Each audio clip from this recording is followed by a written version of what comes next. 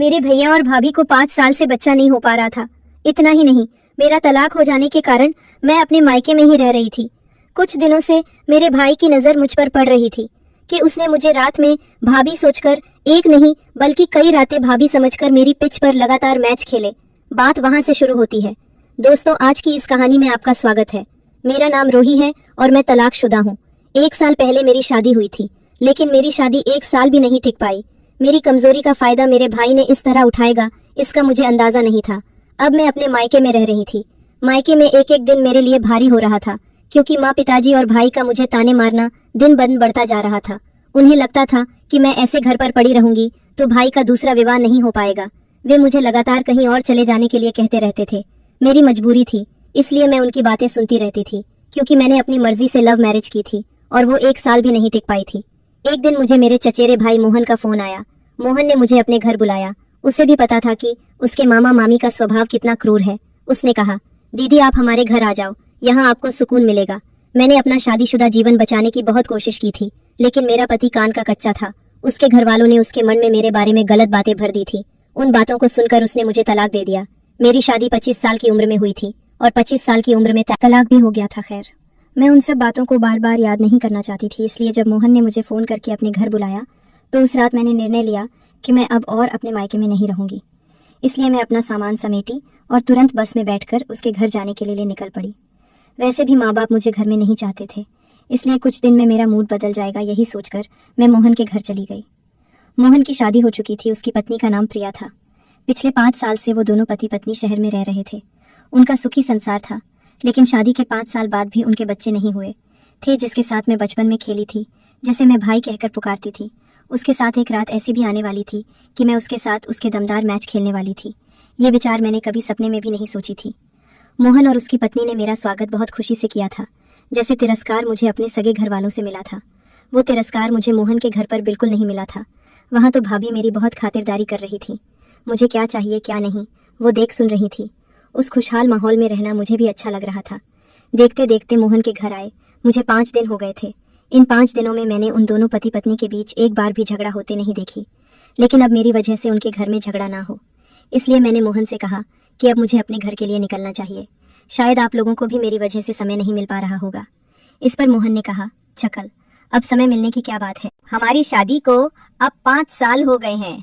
मोहन ने मुझसे कुछ और दिन अपने घर रुकने का आग्रह किया, तो मैं उसके आग्रह को इनकार नहीं कर पाई।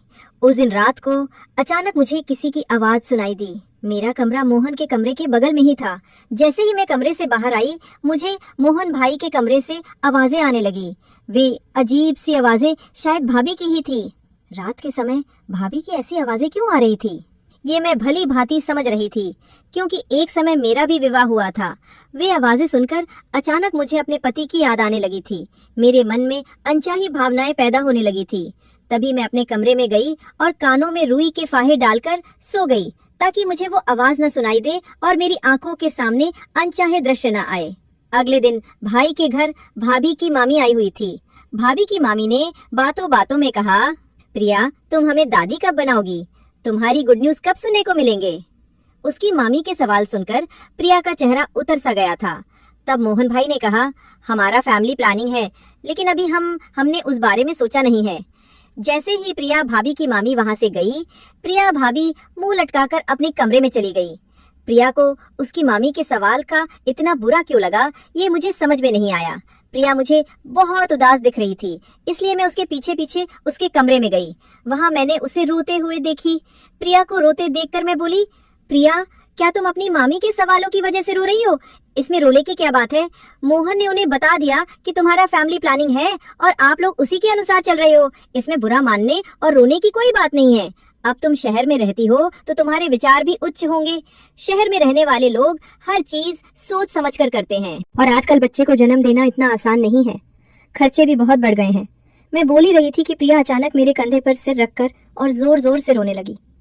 फिर मैं उसके आंसू पोंछी और उसे भरोसे दिलाते हुए पूछी, प्रिया भाभी, मुझे आपके रोने की वजह कुछ और लग रही है। जो भी हो आप मुझे बताओ। आप मुझे अपनी सहेली समझकर सब कुछ बता सकती हो। तब प्रिया बोली, आरोही, अब जब तुमने मुझसे दोस्ती के नाते सवाल किया है तो मैं तुम्हें सच्चा जवाब दूंगी, लेकिन इसे सुनकर तुम ननद की तरह नहीं बल्कि सहेली की तरह समझोगी। ये वादा करो। मैंने प्रिया से वादा किया कि मैं उसे सहेली की तरह समझूंगी। तब प्रिया बोलने लगी, हमारा कोई फैमिली प्लानिंग नहीं है। सच तो ये है कि मैं कभी माँ नहीं बन सकती। मुझ में एक ऐसी कोई कमी है कि मैं माँ बनने लायक ही नहीं है। मैंने प्रिया को समझाया, इसमें इतना तनाव लेने की क्या जरूरत है। तुम बिल्कुल भी तनाव मत लो। भगवान की मर्जी होगी तो सब ठीक हो जाएगा। अगर तुम्हें माता पिता बनने का सुख चाहिए तो तुम अनाथ आश्रम से कोई बच्चा भी गोद ले सकती हो। इससे तुम्हें भी मातृत्व मिलेगा और उस बच्चे को भी एक अच्छा जीवन। इस पर प्रिया ने कहा, अगर हमें बच्चा गोद लेना होता तो हम कब का ले चुके होते, लेकिन हमें ऐसा कुछ भी नहीं करना है। मोहन और मुझे केवल हमारा ही बच्चा चाहिए।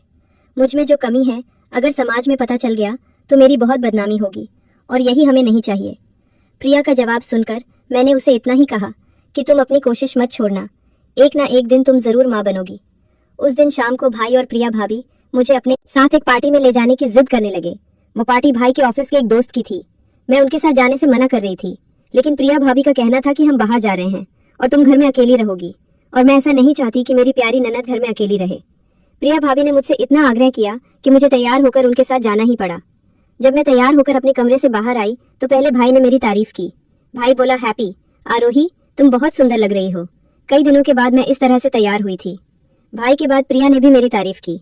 थोड़ी ही देर में हम उस पार्टी में पहुंच गए।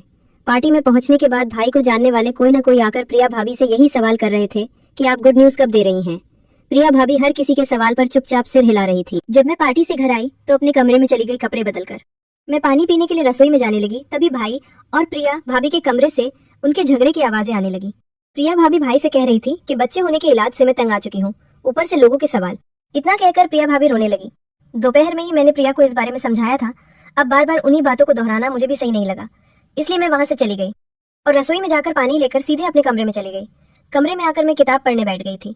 तभी प्रिया भाभी मेरे कमरे में आई। वो मुझे थोड़ा अजीब नजरों से देख रही थी। मैंने उनसे कहा, प्रिया भाभी, अगर आप कुछ कहना चाहती हो तो यहाँ आकर बैठो। वैसे भी मैं अभी 1 घंटे तक सोने वाली नहीं हूँ, मैं आपसे बातें करने के लिए तैयार हूँ।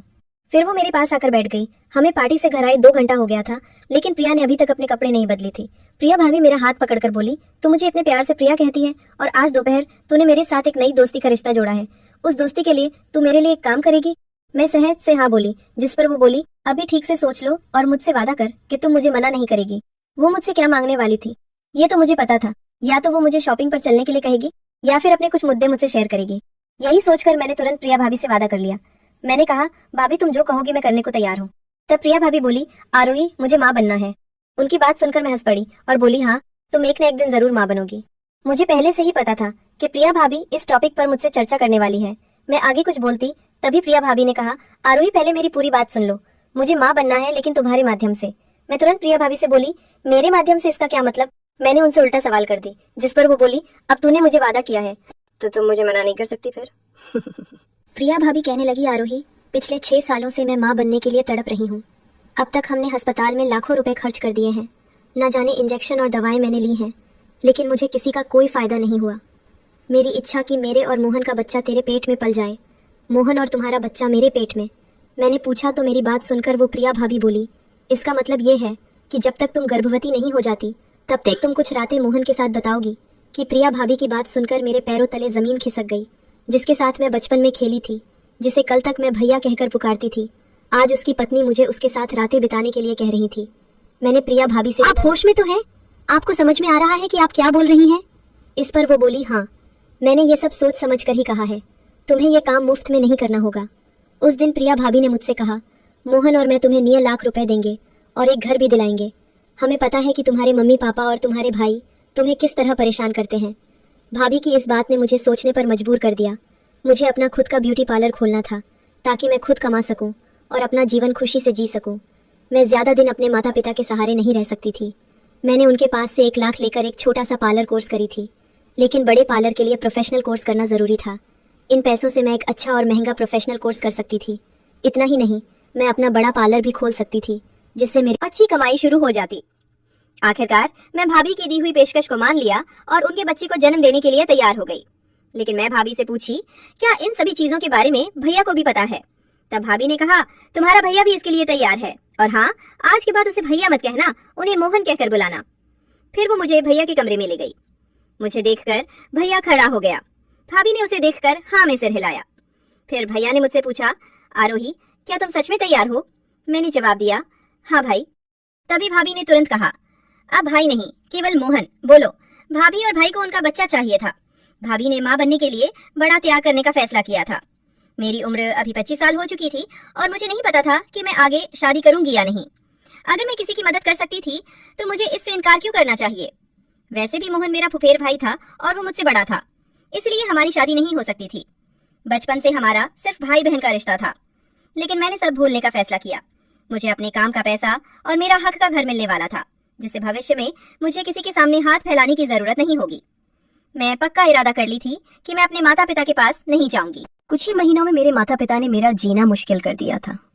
मैं अपने विचारों में खोई हुई थी, तभी अचानक भाभी की आवाज सुनाई दी। उन्होंने कहा, अभी हम बाहर पार्टी से आए हैं, तुम भी थकी होगी इसलिए आज आराम कर लो। हमने जो कुछ भी तय किया है उसकी शुरुआत कल से होगी। मैंने हाँ में सिर हिलाया और अपने कमरे में चली गई। समय जल्दी बीत गया और अगला दिन आ गया। रात में खाना खाने के बाद मैं अपने कमरे में चली गई। कुछ ही देर में भाभी मेरे कमरे में आई। उनके हाथ में एक नाइट गाउन था। भाभी ने मुझे जो नाइट गाउन पहनने के लिए दिया था वो काफी बोल्ड था। भाभी ने कहा, मोहन मेरे सिवा किसी और लड़की की तरफ नहीं देखता है, लेकिन अब वो जो कुछ भी करेगा वो हमारी दोनों की सहमति से ही करेगा। मुझे पता है कि वो तुम्हारे पास आने में कितना हिचकिया रहा है। तुम्हें इस बोल्ड नाइट गाउन में देखकर उसकी झिंझक दूर हो जाएगी, इसलिए मैं तुम्हें ये कपड़े दे रही हूँ। तुम्हें इन कपड़ों में देखकर वो तुम्हारी तरफ आकर्षित होगा। भाभी के कहे अनुसार मैंने वो हॉट गाउन पहन लिया। उनके कमरे में जाने से पहले भाभी ने कहा, याद रखना ये सिर्फ एक डील है, इस डील के अलावा कोई और विचार मन में मत लाना। उस वक्त मैं केवल अपने भविष्य के बारे में सोचकर मोहन के पास जा रही थी। मैंने हमें सिर हिलाया और भाभी के साथ उनके कमरे में चली गई। मोहन अपने कमरे में कहीं नहीं दिखा, वो हॉल में भी नहीं था। भाभी ने उसे उसके कमरे में आवाज लगाई, तब वो बाथरूम में था। फिर भाभी ने कहा, आरोही कमरे में आ गई है। इस पर मोहन ने कहा, मैं फ्रेश होकर आता हूँ, लेकिन जब तक मैं बाहर आऊं कमरे की लाइट बंद कर देना। भाभी को उसकी बात समझ आ गई थी। शायद वो सामने आने में झिझक रहा था। भाभी कमरे से बाहर चली गई और मैंने कमरे की लाइट बंद कर दी। फिर मैं जाकर बिस्तर पर बैठ गई। मोहन बाथरूम से बाहर आया और मेरे पास आकर बैठ गया। उस वक्त मेरे मुंह से एक भी शब्द नहीं निकल रहा था और ना ही मोहन कुछ बोल रहा था। फिर उसने अचानक मेरे गले में हाथ डाला और उसके बाद जो कुछ हुआ उसकी मैंने कभी कल्पना भी नहीं की थी। मुझे वो सब बिल्कुल भी अच्छा नहीं लग रहा था, लेकिन तब मैंने ये बात ध्यान में रखी कि ये सिर्फ एक डील है। अगर मुझे अपना भविष्य सुखमय बनाना है, ये चीजें मुझे करनी ही होंगी और ये दर्द झेलना ही पड़ेगा। वैसे भी मैं तो एक जोड़े को माता पिता बनने का सुख तो दे ही रही थी। जैसे मैं ये रात मोहन के साथ बिताई थी, वैसे ही जब तक मुझे गर्भावस्था के लक्षण महसूस नहीं हुए, तब तक मैं हर रात ही मोहन के साथ बिताने लगी थी। अब तो मैं खुद ही कमरे में अंधेरा कर देती थी, क्योंकि मोहन को भी यही चाहिए था। देखते ही देखते पूरे 1 महीने बाद मुझे गर्भावस्था के लक्षण में महसूस होने लगे। मुझे तीखा खाने और चक्कर आने लगे थे। मोहन का एक मित्र डॉक्टर था। मोहन मुझे चेकअप के लिए अपने दोस्त के अस्पताल में ले गया। डॉक्टर ने मुझे गर्भवती होने की खुशखबरी सुनाई, जिससे मोहन और प्रिया भाभी के चेहरे पर खुशी देखते ही बन रही थी। मैं भी उनकी खुशी में शामिल थी। अब भाभी और मोहन पहले से ज्यादा मेरी देखभाल करने लगे थे। मोहन की मेरे प्रति चिंता बहुत बढ़ गई थी। उसने सभी रिश्तेदार को बताया कि भाभी गर्भवती हैं। उन पर जो बड़ा धब्बा था वो जल्द ही मिटने वाला था।